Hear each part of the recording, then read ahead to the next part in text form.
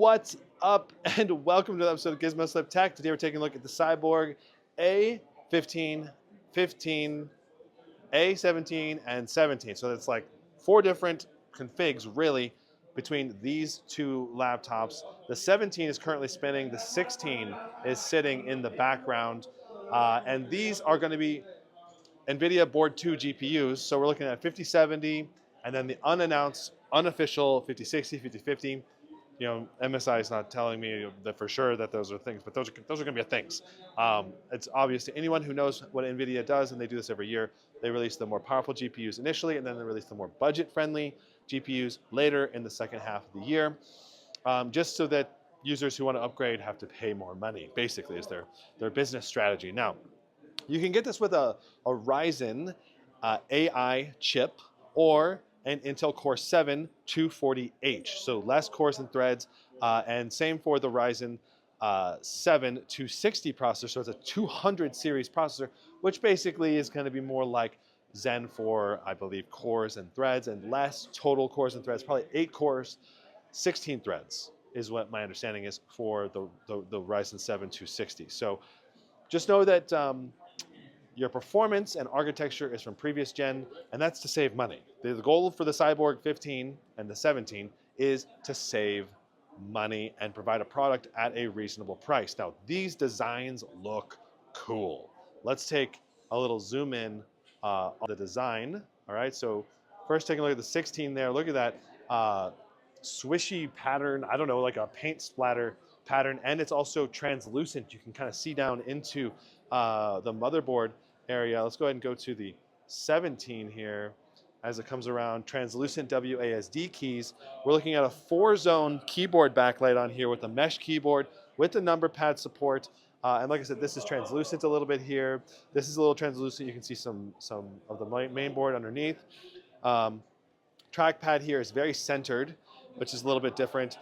These are going to come with 1080p displays, 144 hertz refresh rate, and they do not know the TDP of the new 5000 series that they're going to put in here yet, and they don't know the price points yet. Just looking at the cooling system, it looks like it's a single fan solution just there on the left side. So, I mean, I'm not anticipating too high of a TDP here. We're probably talking 60 watts to the GPUs if I were to guess, because the single fan solution also needs to cool the CPU, which might take 40 watts.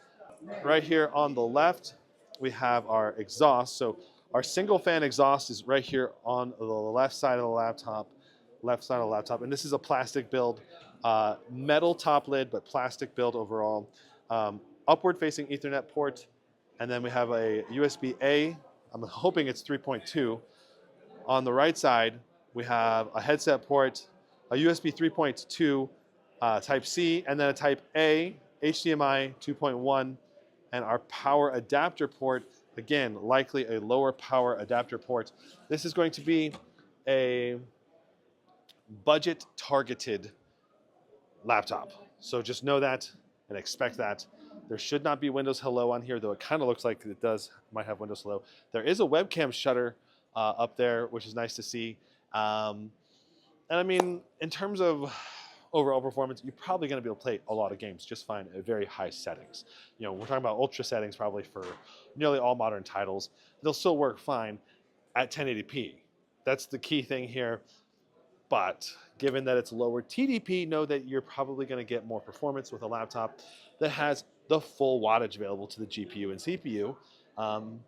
Hopefully this has the full wattage. We don't really know what the wattage requirements will be yet from NVIDIA and how big the bandwidth range will be for the budget-oriented GPUs.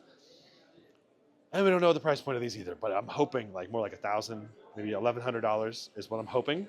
Maybe $1,300, I don't know. Somewhere in that range. And then when they go on sale, hopefully they can go all the way down to like $800, $900, depending on which model you're getting.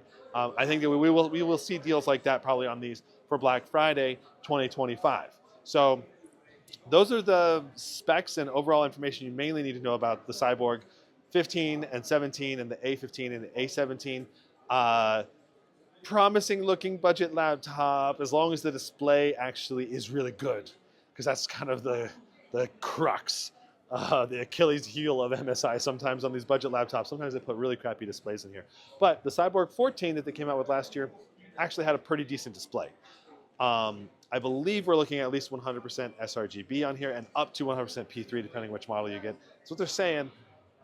But there's so many different models. Sometimes they have 4 different screen types for these budget models, depending on which region and area you're in. So you got to be very mindful of the screen and the TDP that you get if you decide to go for one of these laptops. Okay, so that's the Cyborg. I hope you enjoyed it. Lots of other laptops. You can see I'm right in the middle of the MSI booth, and we're going to be talking about all these laptops, at least all the major flagship, the new ones.